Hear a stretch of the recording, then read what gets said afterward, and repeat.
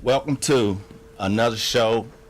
I have a great guest today. Today I have with me Mr. Bruce A. Johnson, who is running for Prince George's County State's Attorney. Mr. Bruce Johnson is a former PG prosecutor. He's handled over 150 jury trials. He has 20 years of trial experience in Maryland, D.C., Virginia, on the federal and state level. He was a JAG officer or prosecutor and defended military cases. Welcome to the show again, Mr. Bruce Johnson. Thank you, sir. Thank you for having me. Yes, sir. Thanks for coming, man. I want to get right into it. I know that we have a lot of people that's eager to call in today and speak with you and get an understanding as to why you are running for state's attorney. So let's start off with my first question, which is, and I need people to understand, what is the role of a state's attorney? Well, I'm glad you asked that question because I think there's a lot of perhaps confusion and lack of understanding as to what the state's attorney does. He or she guides the office. He or she sets policy.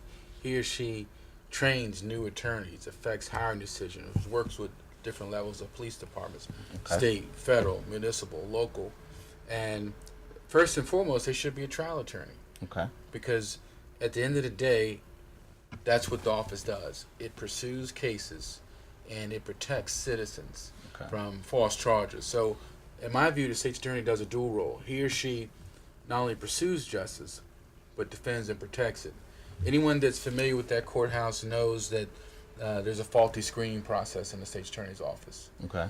Many people are charged week in and week in district court, have to pay a bond, they're locked up, pay a lawyer, all for a case that should have been brought, all for a case that was never effectively screened. It starts at the top. It starts setting the tone about how we're going to screen cases, how we're going to make decisions about charging. That's what the state's attorney does. He or she sets the policy, guides and directs the troops on how to pursue cases and how to judge cases and how to vet cases. Great. So, you're a Prince George's County attorney as well. So you really understand from the standpoint of that you try cases in Prince George's County. So you see this, and you see this day in and out where guys are being charged that should not be charged. Now, as state's attorney, you're saying that you would properly look at the charges and make a determination on whether or not charges should be dropped. At what point in the process? That's an excellent point. It starts from the police officer's interaction with citizens on the street. That state's attorney has a set policy. He or she has to have credibility with the police department. Police department has to know and believe that trial attorney, the top prosecutor, knows what he or she's doing. They have to be able to trust them with cases. They have to be able to respect them enough where if that state attorney says, we're going to back off on these types of cases, or I'm not going to pursue cases where XYZ is done, they have credibility. Right now, the only candidate other than me that's in the race has never tried any significant case, not even a speeding case. But she'd be overseeing office of 200 trial attorneys, investigators, paralegals, administrators, all designed to pursue and protect cases, but she has no idea what that involves. Okay. You would never see that in any other profession. You wouldn't have a person run the military, a lead military officer who's never been in the military. You wouldn't have a person run a police department that's never served as a police officer. Okay. You wouldn't have a person train and direct surgeons who's never been a surgeon. But yet, the establishment, quote-unquote establishment, has put forth to the people a person that with zero trial experience and trusted them with the safety of our community, and that I cannot stand by. So just let me understand that you're saying that the candidate that has won the primary has zero trial, like never done not one trial? Zero. I'm going to capitalize that and bold the underscore. Zero. She spent her entire life as a politician, and I think a trial attorney should run that office, not a politician. Do you think that the state's attorneys that are in the office will respect a person who did not have prior trial experience? The majority of state attorneys that I've talked to, assistant state attorneys, that answer is unequivocally no. Okay. And if you see what's happening to the office, 21 assistant state attorneys have left in 6 months. That hurts our community. I see it, but the average citizen wouldn't see it because he or she doesn't go down to the courthouse. But I see cases being dismissed or lost because they're lost in the shuffle. Deadlines are not met. Cases being signed to inexperienced assistant state attorney that don't know the history of the case or don't missing the deadlines, and it affects all of us. It affects the citizens. It affects the safety of our community. Okay. Just a couple months ago, a person was charged with sexually assaulting 3 family members, underage daughters. That case was dismissed. So For what reason was it dismissed? Not because of lack of evidence, but because deadlines were not met for the filings by the state's attorney's office. Okay. As quiet as it kept, it happens more often than it should. So you mentioned something that I want to go back to. You mentioned that if you would set basically a policy within the state's attorney's office that charges that should not be charged are not brought. Now, do you think that that will cause friction between your state's attorney's office and the police department if they're bringing charges, because the police lock you up and they collect the evidence, right? And then they give the evidence to you all, well, the state's attorney's office, and you all will make a determination on whether or not you should bring charge. Do you think that that will cause friction if these officers are out here doing their job, locking people up, and then they're turning around and the charges are being dismissed? Or the charge not being dismissed, they're not being pursued? I think the police officers will be okay with it if they understand that the state's attorney has credibility. They understand the state's attorney's been in the war zone, has been tried tough cases. I personally, as an assistant state's attorney, went against some of the best defense attorneys in the county. Okay. The police officers know my reputation. I was aggressive. I handled some of the more violent cases in the county. Brian Sowell comes to mind, Sowell, who raped multiple women while on home detention. Totally changed the law in terms of ankle bracelets in the county. So they know that I'm going to be aggressively pursue and hold those accountable, especially in violent crimes. What's happened to me since being assistant state's attorney is that I've been seasoned as a trial attorney. Okay. Now I give you the best of both worlds. I've been on the defense attorney. I see how young black men are charged while someone not a young black man won't be charged. I see it happen all the time. I see a young black man may get a criminal record, but someone not young black won't get a criminal record for the same or similar charge. I see how state's attorneys give offers based upon a failure to pay ability to pay restitution.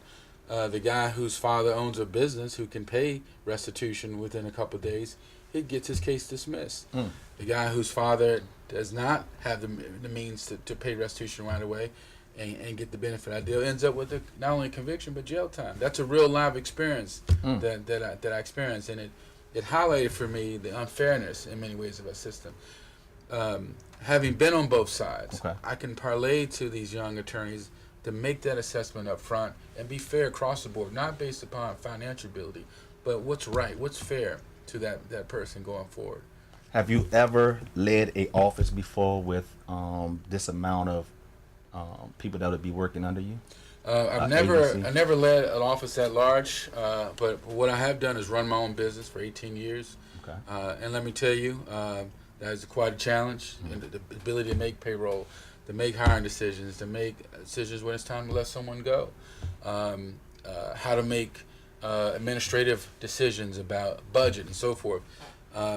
I think has groomed me to be in this position. Okay. Having been in the military and served my country, and having to work under authority, and also being given a chance to lead various soldiers in different situations has groomed me. The fact that I go to different jurisdictions, D.C., Maryland, Virginia, I see how different offices run. I see how certain policies can be effective and others are not. I'm vetted for this process. This position fits me.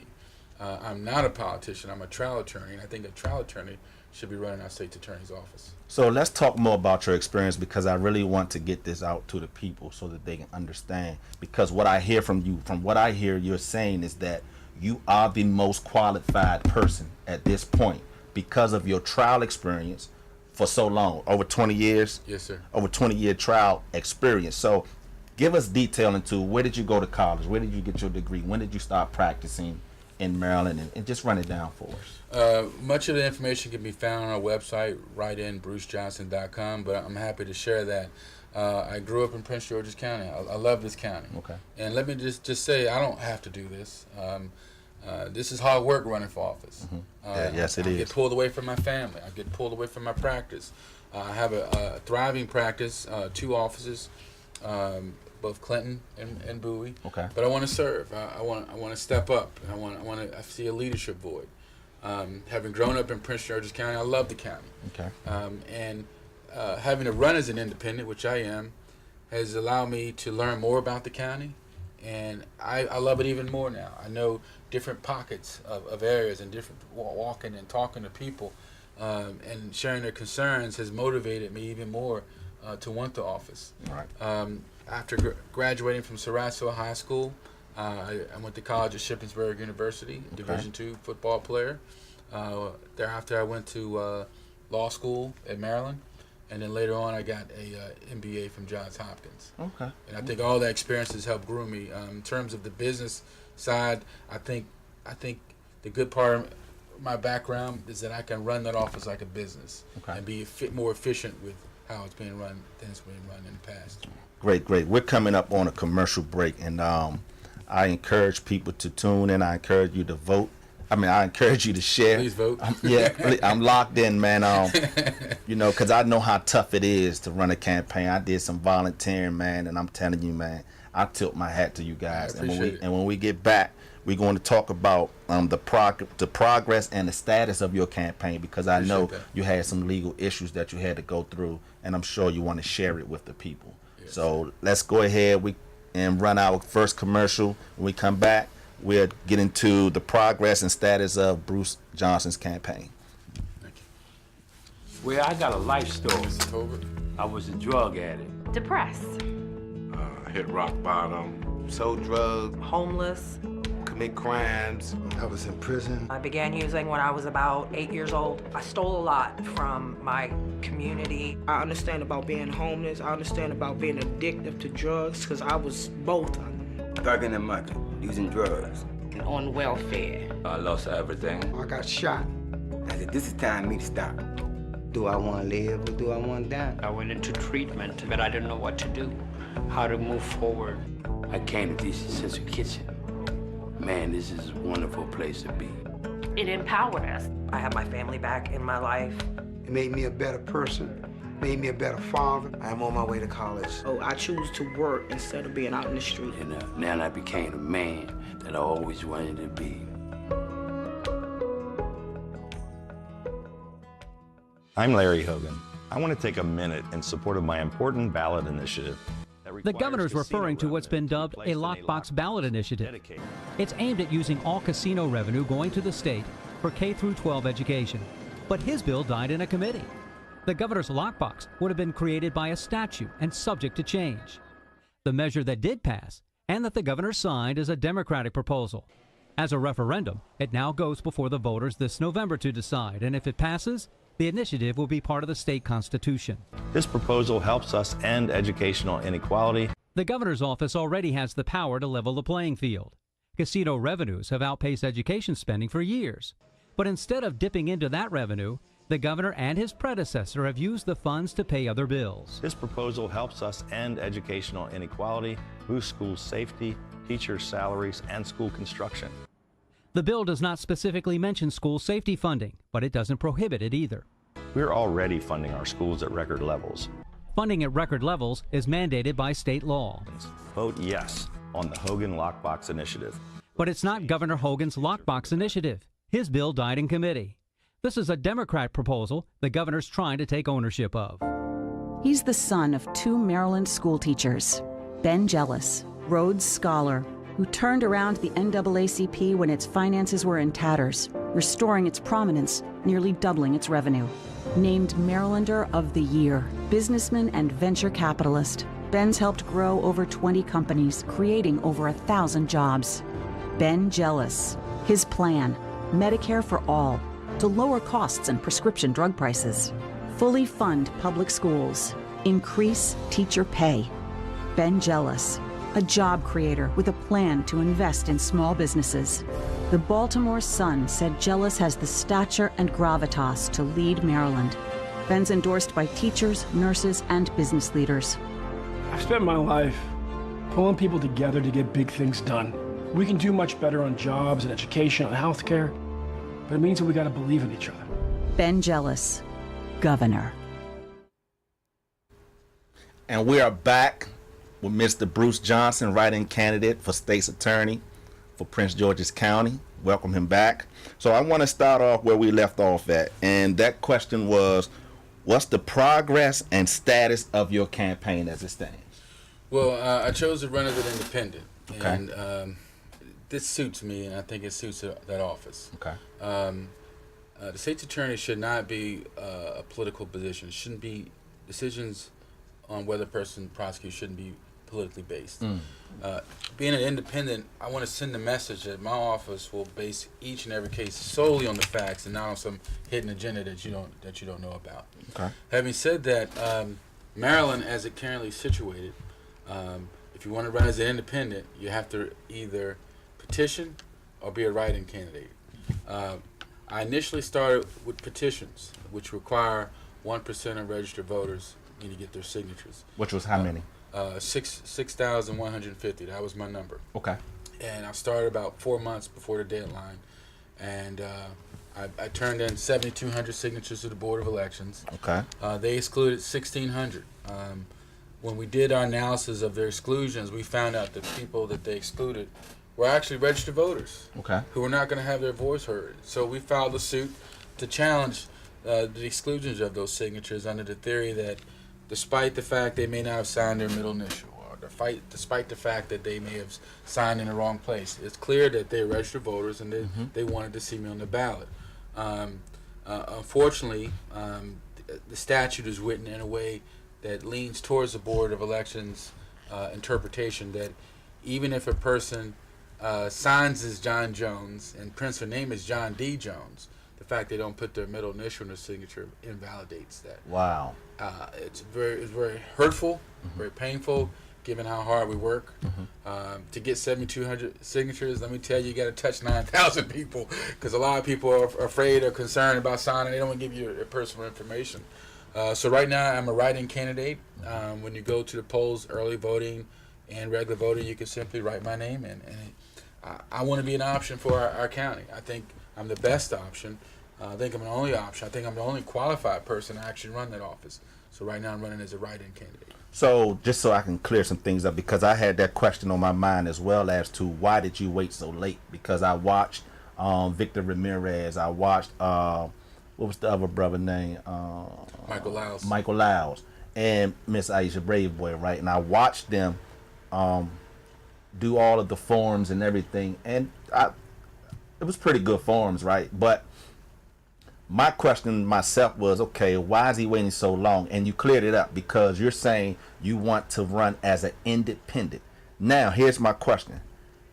How do you feel about your chances, considering people have to literally write you in? It's an uphill battle. It's going to be an uphill battle. But, you know, I'll be transparent. God puts something in your heart. You don't walk in fear. I'm not gonna walk in fear. I'm gonna educate the public. I'm gonna take my case to the people, like I did when I searched for signatures. The petition process really is educational. There were certain pockets of the county that I hadn't spent a lot of time in. I spent a lot of time in Upper Marlboro, Bowie, Laurel, but I hadn't spent a lot of time in District Heights, Capitol Heights, Fairmont Heights. And doing the petition process makes you got to walk on the street and talk to those people. And they have a very different perception of the state's attorney. Right. And a lot of them are angry. I needed to hear that. I needed to feel that. And the conversation was heated, but at the end of the conversation, they appreciate the fact that I was out there walking in the hot sun with my suit and tie on. Right. That I took the time to ask them what their concerns were. That I took the time to walk in the yard and shake their hands. And I wouldn't want the job any other way. If I want it, make me go to the people and make me earn it. That's the beauty, I think, about the petition process and being an independent. It's painful that we fell about 465 votes short, Okay. but I'm encouraged by the fact that 7,200 people said this man should be on the ballot, and so I'm not going to stop. I'm going to see this through the conclusion. I'm going to honor their trust and faith and sign that petition. I'm going to take it all the way to November 6th. So so. I threw a lot at you right there. Yeah, I don't have my pen to write down what I wanted to follow up on. But let me move to this. Juvenile justice, right? Or let me ask you first before let me set this up. What does justice look like to you? What is justice? When I think of justice, I think of the woman with the band around her head. She can't see it and the scales. That's the way I view the process. Okay. That's the way I view the process. Look, I would be honored to serve as state's attorney. There's no other job that I want. I'm not using this as a stepping stone. I'm not looking to be governor. I'm not looking to be county exec. I want to be your state's attorney. I want to do it well. Okay. And I think our state's attorney's always been hurt because it's been used as a stepping stone. You go to any other counties in this county, their prosecutors are not leaving in droves like our county. They stay there, man. It's HR 101. If you have a prosecutor coming in the courtroom, buying into the people that work there, investing in their careers, investing in their families, investing in their lives, investing in the community, you're going to get way more out. You're going to get 2-3-fold. But they haven't seen that. They haven't felt that. I like to give that back to them. If I have the opportunity to serve, I'm going to be walking the halls. They're going to know their boss is engaged, that he's knows what's going on in courtrooms, and if necessary, I'll pick up the file and take it home. Right now, the only other option, couldn't pick up a file, couldn't handle any type of case of any significance. I've handled homicides, I've handled rape cases, mortgage fraud, all the major counties, state, federal, and I think that the young attorneys, young and old, it doesn't matter, appreciate and respect the fact that somebody that they look down the hall, they can say that guy has done it before, and if necessary, he can do it again. I can go to him and ask him a question, he will understand. And the same thing with the police officer, builds credibility, builds trust. I appreciate it. So back to my juvenile justice, as you said, you did your homework on me. So you know that my first charge, I was 17 years old, and I was sentenced to 20 years. Came back, court of federal charge, what have you. But what I want to get to is how our juveniles are treated. Now, I committed a crime. There's no question about that, right? But I still feel like justice wasn't served. 20 years to me, considering now that I'm 43 years old, and now I know what trauma looks like. I know what trauma is. So at a very young age, watching dead bodies, right? The things that we watch growing up in the inner cities or what have you, now I know that I was traumatized. That's what made me pick up a gun, because of my fear of me being laying on the ground, right? So in prosecuting juveniles, what sense of compassion would you bring to our juvenile offenders instead of just throwing us away, giving us 100 years, double life, triple life? Now, I'm not saying that I didn't deserve no time, but I'm saying I think that 20 years was a little bit. Excessive. It didn't serve. And when I say it didn't serve, I'm saying that we have to have compassion for our youth offenders, and we have to set them up to whereas though when they go into these facilities, they are being rehabilitated and not just being thrown away as criminals and adults. So what could you, in the sentencing phase, when you see a PSI and you see all of the trauma, what could you do to level the sentence or bring about justice to the juvenile offenders? Well, I think we got to be creative. When I was assistant state attorney and I worked in the juvenile division, I tried to be creative. And I would try to get to know a little bit about the person and making a decision about what to do. Okay. So sometimes I would give them books to read. I said, I want you to read this book. I want you to come back and I want you to explain to me what it means to you, what the themes are, and so forth. And it had some success. There were other times when I proposed doing community service. Like if they did vandalism, I want you to go to this car shop. I want you to clean up all that. Okay. And when they come back and tell me you've done it, then we'll talk about what might be a fair sentence. Okay. I think we need to be creative. I think we need to try to get to the heart, the root of the problem. It does nothing to warehouse a person if you haven't cut to what's bringing them to that offense. Okay. And I think we can do that. I think we have the resources to do it. I think it comes down to hiring decisions. Your top state's attorney needs to know what he or she's looking for in a person's spirit. Okay. Not just whether they have the right degrees, but what is their spirit? What is their heart? Why are they in this job? Are they in this because they're committed, or are they in there because they're looking, well, how would this build my resume? Okay. And that's why experience is important. That's why experience matters. You see my signs up all over the county. We got about 20 signs up. We're gonna try to get a few more. But experience matters because I've been in the trenches and I've had to look a mom in the eye who cries when her son is taken away.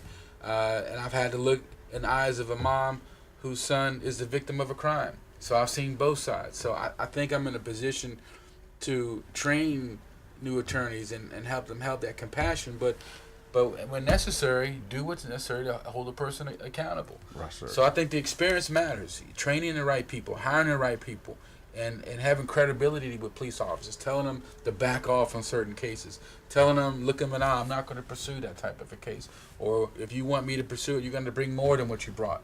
And I think because I've been in those wars, I'll have that credibility with them. Great. So there was a question right here. Before I get to this question, this is on my mind. I got to get it out. Yes, sir. Now, I spoke about trauma from the standpoint of the offenders, right? Whether adults or youth. I had a conversation with a buddy of mine, and he blew my mind with this. He said that just like we went through trauma as youth on the streets from what we saw, your prosecutors go through trauma as they deal with some of the most heinous crimes, some of the most violent crimes, rapes, murders, and child molestation. Is there in place some kind of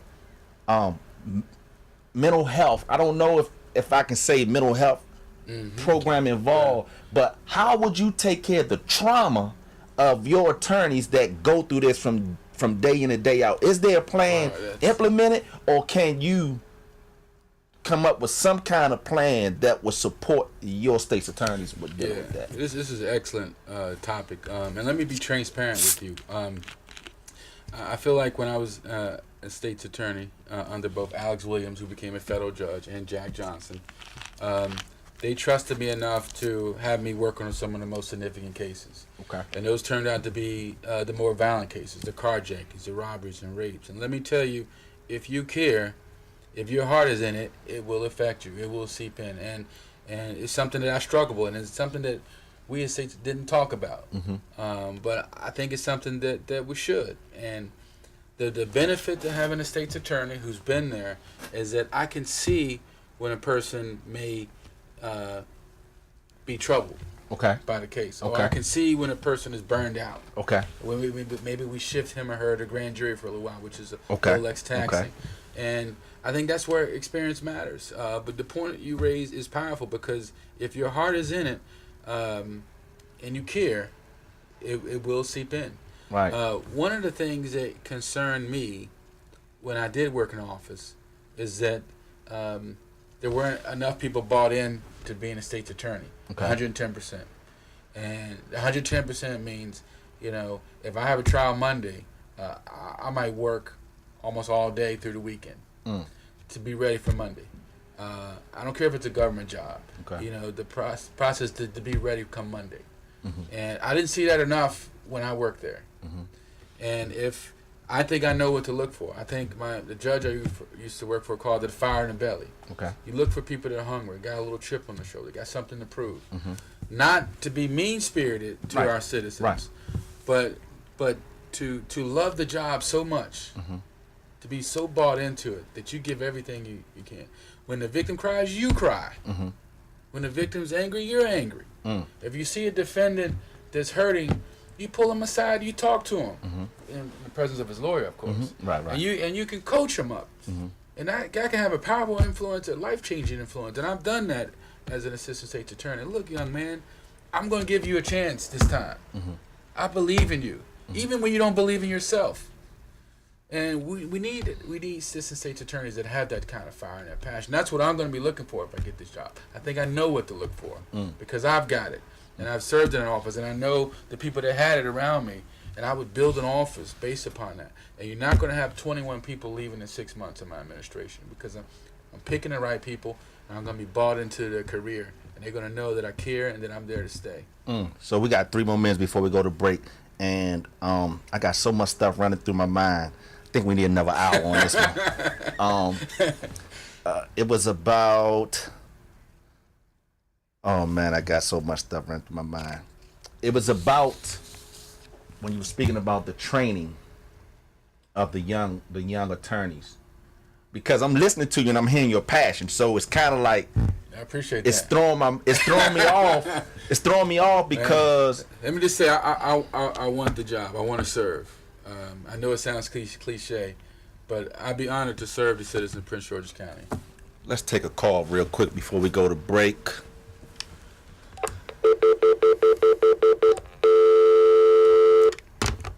Maybe she'll call back. All right, so we'll get ready to set this up for a break, man. This is a great conversation. I'm glad you came in, man, especially with us being on the other side of the fence at some point in time. I had it was a question It'll about... come to you. Yeah, man. So let's get ready for break. As a matter of fact, before we go to break, I want to make sure that you all support the show by purchasing one of my t-shirts, a plugged-in t-shirt. All proceeds from the show, all proceeds from the selling of the shirts go to the production of the show. So please support the show by purchasing a Plugged In with Joseph Tobit t-shirt. Let's go to commercial. Hunger and homelessness are hurting too many families here in D.C. At D.C. Central Kitchen, we're taking on these crises every day, turning 3,000 pounds of donated and leftover food into 5,000 balanced meals for men, women, and children across our city. But we know, no matter how many meals our staff and volunteers prepare and deliver, food alone will never end hunger. That's why we give people the skills they need to leave poverty behind. Right now, we're just putting a few different seasons on it, some honey, some salt. Our culinary job training program brings people in from DC's streets, shelters, and prisons and prepares them for real careers. Since the recession struck, 90% of our graduates have found jobs. All right, I'll send you down. At DC Central Kitchen, we're not just alleviating hunger, we're feeding the soul of the city. Come join us at dccentralkitchen.org.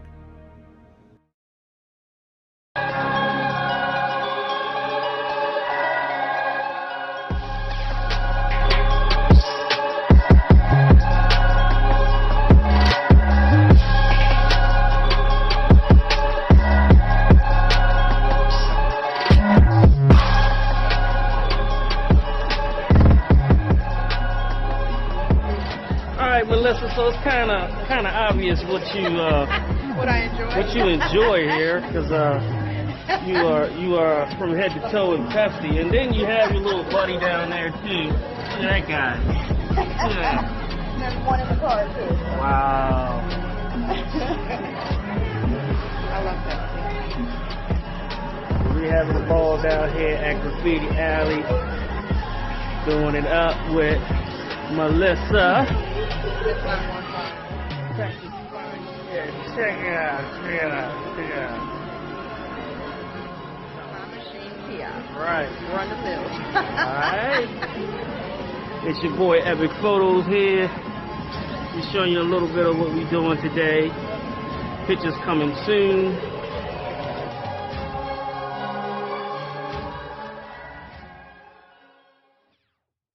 I support Ben Jealous for governor because he is a true leader. He has dedicated his life to civil rights. He has dedicated his life to organizing for the right issues for the community. This is a man who's been in the fight for civil rights and human rights his whole career. Because I'm a lifelong member of the NAACP, and I know what an incredible leader of the organization and civil rights leader he was. And with Ben Jealous, we have a chance to elect a governor that is not from the Annapolis political establishment, who will not stand for corporations, but who's standing with the people proudly. I've worked with Ben where I've seen him bring different groups together and say, we've got to make a change, and we did. And frankly, we need a leader like that. I don't think I have ever seen a candidate like Ben Jealous come along. He's cut from a different cloth.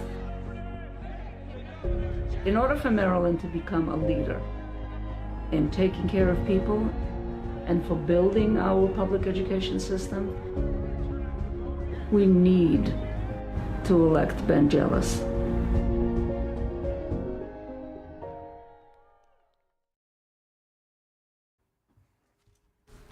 All right, we're back with Mr. Bruce Johnson, write-in candidate for State's Attorney for Prince George's County.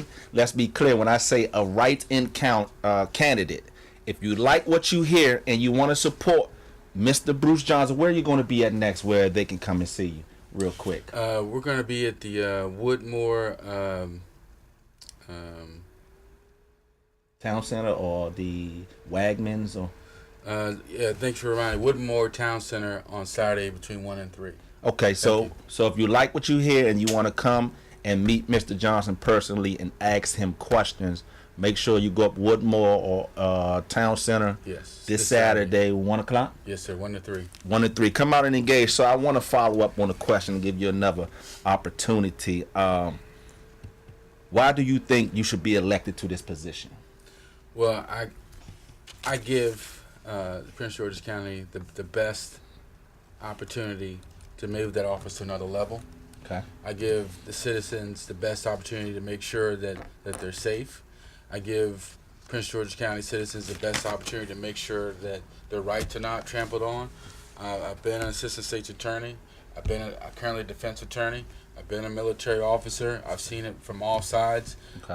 I think I can bring a balanced approach to the office. I think I can make it stronger. I think I can make it better.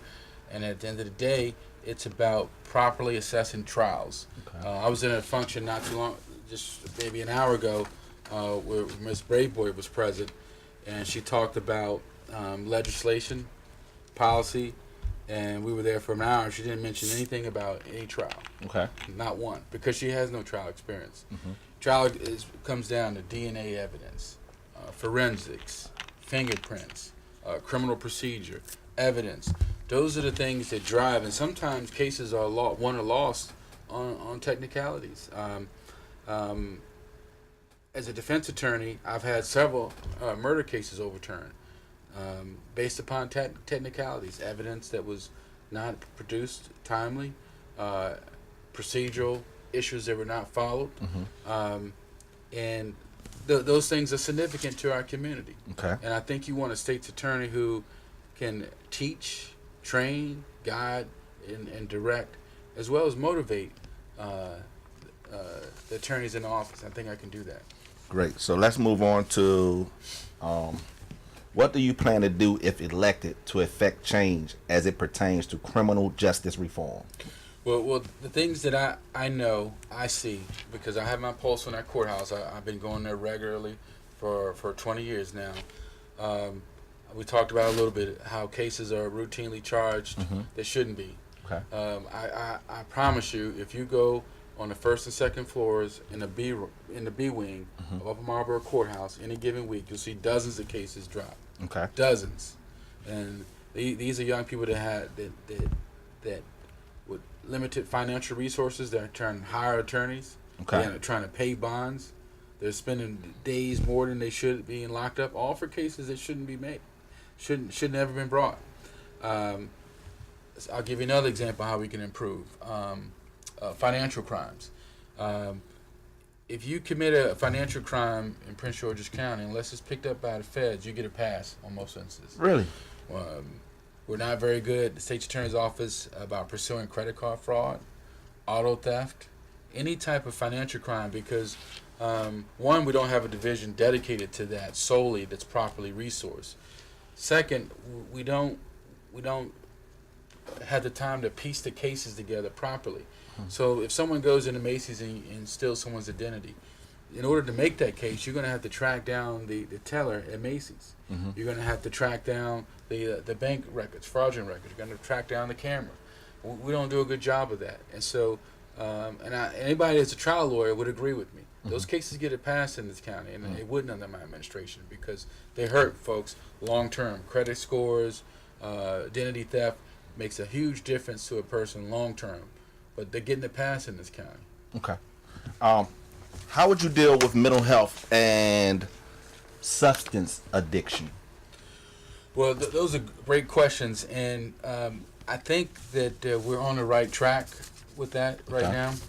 There's a mental health court where I've actually had clients in it, and I know that Ms. Braveboy has it because she doesn't go to court. So I can tell you how it works. Okay, so how it works is you file a petition, you show proof of the mental health issues. They set up a status hearing. They link the person with the counselor, make sure that person is properly prescribed medication, that they follow it, and they track them, and they follow them along, and they're involved in their lives and their treatment schedule over a course of time. And if the person successfully goes through the program, which is usually a year, then their case can be dismissed. The same thing for drug court. My concern is whether the screening process to get people in those programs is effective or appropriate enough. So, for instance, in Prince George's County, you may not get drug court if you have a previous felony. Okay. And so, why should that exclude the person? Because they had the felony because of the drug problem, and they got the new crime. But so you're not going to give them a chance because they encountered the problem before they knew about drug court? It doesn't make any sense. You're excluding a whole group of people who could benefit from the program. The other thing is that sometimes the mental health court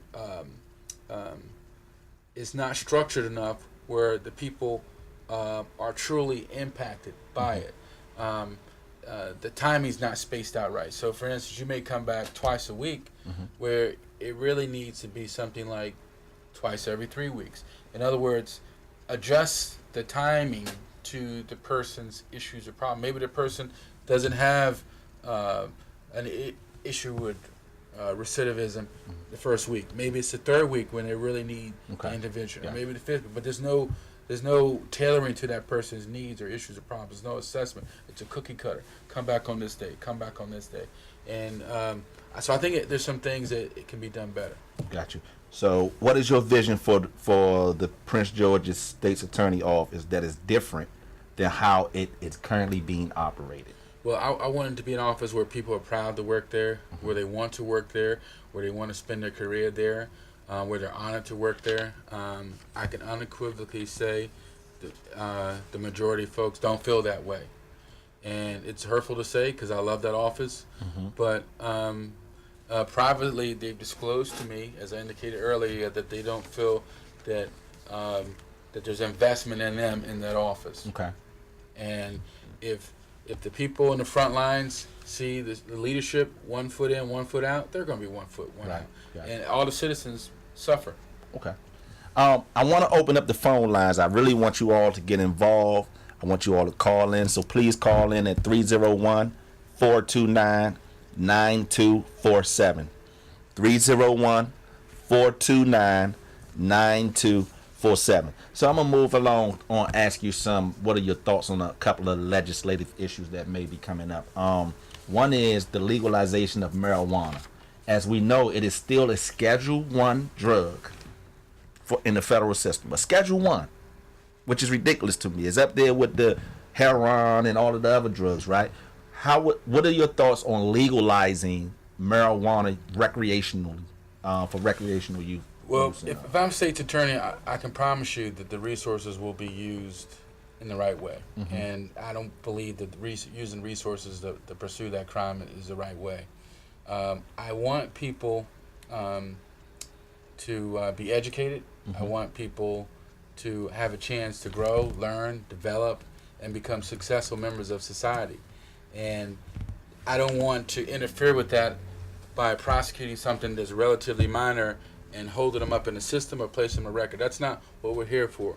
We're here to protect the community, and we're here to make sure that people are being treated fairly. Right. And I would make sure that my administration uses its resources properly to do that. Okay.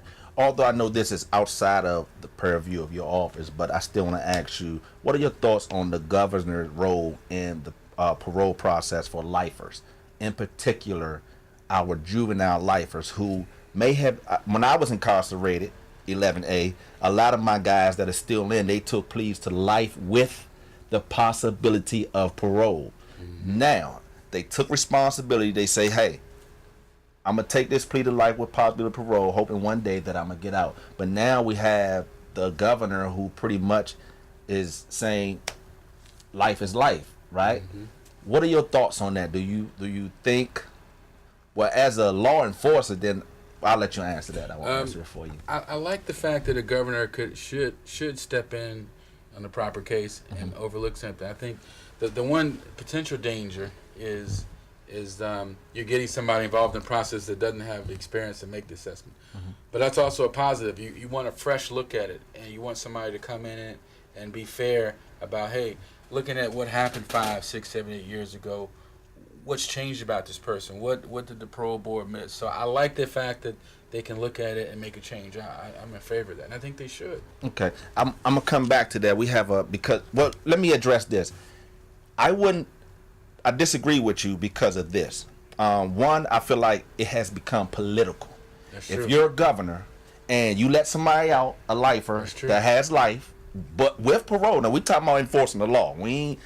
This ain't about how we feel, right? Feel you. And a brother goes out and he commits a crime. Now it becomes political, and the governor says, or we attack the governor for signing the papers. Your point's well taken. So I'm asking, because look at the presidential pardons. They do a whole bunch of pardons right before they're about to leave. That's political. Clearly it's political. Yeah. So on my end, as an advocate, I think that we should, the governor should step back and let his parole commission that we hire and paid and he's selected, put in the office, let them do their job. Take the politics out of it. So that's one angle. But let's take this call on line 1. Hello, welcome to the Plug-In Show. Hello, how are you? I'm fine. Who do I have calling? I know who this is. This is Latasha from Upper Marlboro, and I just want to say that I feel that at least 3 of your questions that you have asked have not been answered by the gentleman that's on that's answering them. Okay. Particularly with the last one, we did not get an answer regarding his feelings about the legalization of marijuana. Okay. He answered what he would do with people who are being addressed about those type of crimes. So hold on. Didn't get an answer about. There you go. Hold on. Let's get a straight answer on that one.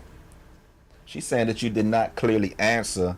How do you feel about legalizing marijuana? Do you think it's a good idea or not? Well, and we got about 9 minutes left. Well, I think I did answer the question, because marijuana is one of those crimes that, in my view, is not significant. Okay. Okay. But also, in my view, it could lead to bigger things. Okay. So this goes back to hold on. Because I can't hear what he's saying. Okay, take you off speaker. Yeah. Here, let me mute you, Tasha. Yeah, so this goes back to experience matters, having people properly trained in the courtroom. Okay. Let me give you an example. I go to Fairfax on a regular. I hear nothing right now. Okay, I'm gonna hang up so you can hear it, Tasha. Okay. Well, okay. I want to make it clear that he's talking about how he would try cases involving marijuana. He's not answering the question about whether or not it should be legalized. Just like he did not answer the question about providing mental health for the attorneys that are being traumatized by the type of cases they're taking. Move them over to a grand jury so they can have a lighter load is not helping them, providing them with mental health. So I just find that he answers questions based off of his own experiences, but is not giving any answers. It's like he's talking out of both sides of his neck, and that's all that I have to say. Good night. All right, thank you. We'll let him address that. Thank you for calling in, Tasha. Yeah. So let me go back to how Fairfax treats marijuana cases. So they have a large volume, similar to Prince George's County. So what they do is you come into the courtroom. And they stack up all their marijuana cases. Okay. And they look at the person. Does this person have a previous arrest for possession of marijuana? Okay. If not, they're diverted from the courtroom into a room where they sit down, they talk about their goals, school, work, employment, and whether they believe they have a problem. Okay. If they acknowledge that they can benefit from a program, then they're diverted out of the courtroom into a program into community service. If they're successfully completed, their case is dismissed. I'm in favor of that. Okay. And not only is it dismissed, and the problem with Fairfax, though, is that they'll dismiss it, but they won't expunge it. I'm not in favor of that. I think if the case should be dismissed, it should be expunged. Okay. So from that standpoint, I am definitely in favor of moving those cases from the system. Small amount, no record, student, can benefit from help. They should not be prosecuted. It should not be a crime. It should not be on the docket. Okay, so Tosh gonna call back in here and get you now. She wants to know, legalized or not, because I hear what she's saying, and she's saying you're not answering whether or not it should be legalized or not. Well, I couldn't.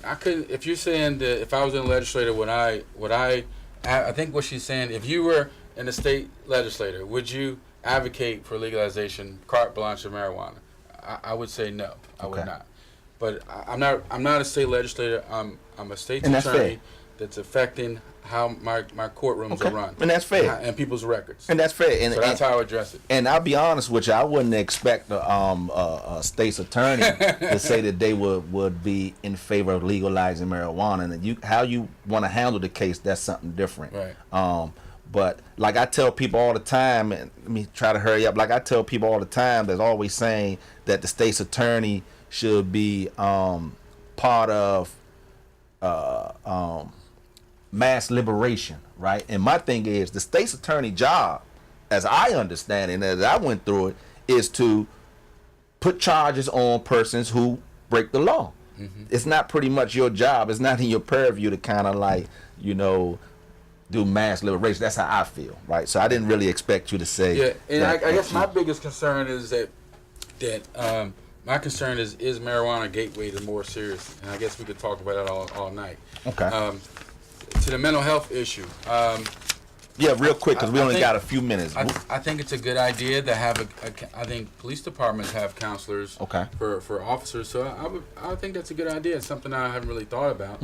But have mental health counseling for state's attorneys. In my experience, it's never gotten to the point where it's a major issue.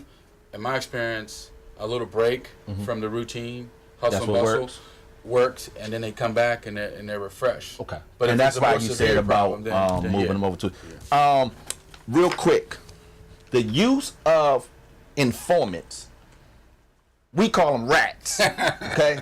Because we just had a case that just happened, I think it was in Laurel, where the officers went to serve a warrant. They say they knocked on the door. They probably did not knock on the door.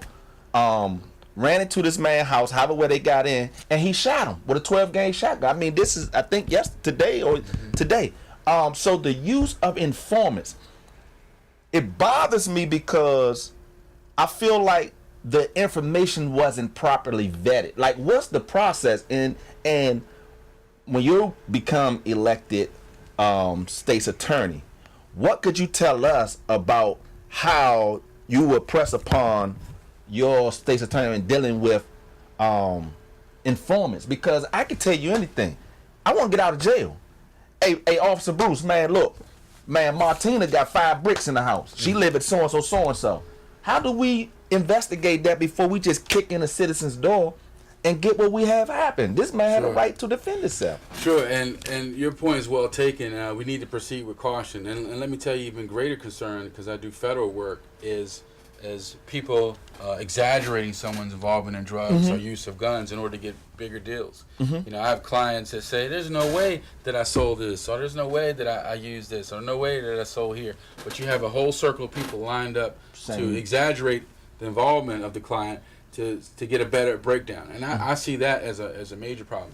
So it comes back to experience matters. Training your new attorneys right, hiring them correctly to vet and test these informants, and taking them out of the mainstream when it's clear they've been compromised. So let me ask you this real quick. Yes, sir. Are you all in the process of the use of informants, or is that just a police thing? Am I in the process? No, I'm saying in the process of an informant working for the state of Maryland. Is that part of? Is that a police thing, or is that in your office? That's a police thing. Okay. That's a police thing. But as state's attorney, you can certainly talk to the police department and say, hey, look, we're not taking no shaky business with nobody just bluffing up these charges, right? Correct. So there are certain cases where informants are paid and they provide housing and a lot of other benefits that I think compromises. And in some instances, I've had cases where police officers have turned their back and knowing full well that they're selling and doing side deals. That can't happen. That can't happen because the whole process is compromised, and everything around that person, I would think, would not pass muster in my view. Okay, cool. Last, we got about 2 minutes. Caseloads. Do you feel like the current the caseloads for our state's attorney, assistant state's attorneys right now, do you feel like they are overloaded with cases, or there's no question that they're overloaded, and largely that's because of the turnover. Okay. Largely that's because improper hiring. Okay.